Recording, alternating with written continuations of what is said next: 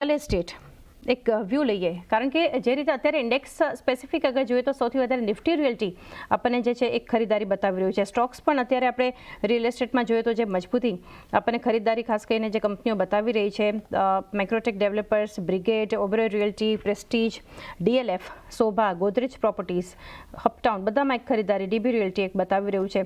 કઈ રીતે ઓવરઓલ આ સેક્ટર માટે લોંગ ટર્મ વ્યૂ રાખી રહ્યા છો?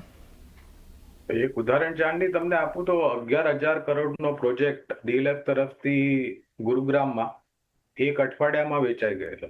એટલે તમે એક અનુમાન લગાડી શકો છો કે સારા પ્રોજેક્ટ સારી કંપનીઓથી લોન્ચ થાય છે તો કેટલી તીવ્રતાથી અને ટૂંકા ગાળામાં આખો પ્રોજેક્ટ વેચાઈ જાય છે।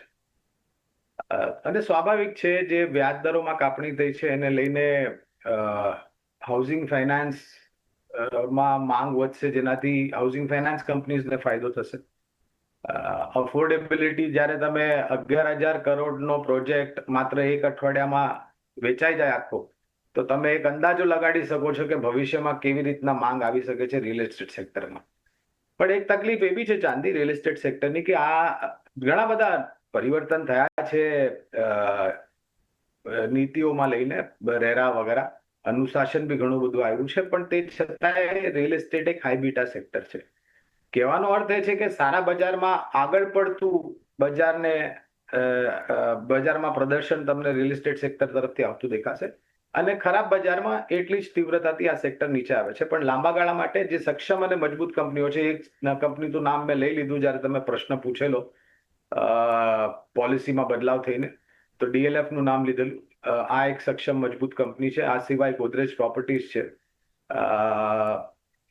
ઓબરાય રિયાલિટી છે, શોભા લિમિટેડ, પ્રેસ્ટીજ એસ્ટેટ્સ, આ જે 4-5 કંપનીઓની તમે વાત કરો ચાંદની તો આમની બેલેન્સ શીટ પર ऋण એટલે કે ડેટ ઓછું છે।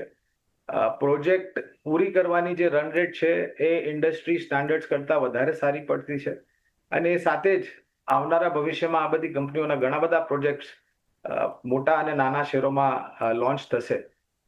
તો આ 4-5 કંપની સક્ષમ અને મજબૂત કંપની છે રિયલ એસ્ટેટ સેક્ટરમાં।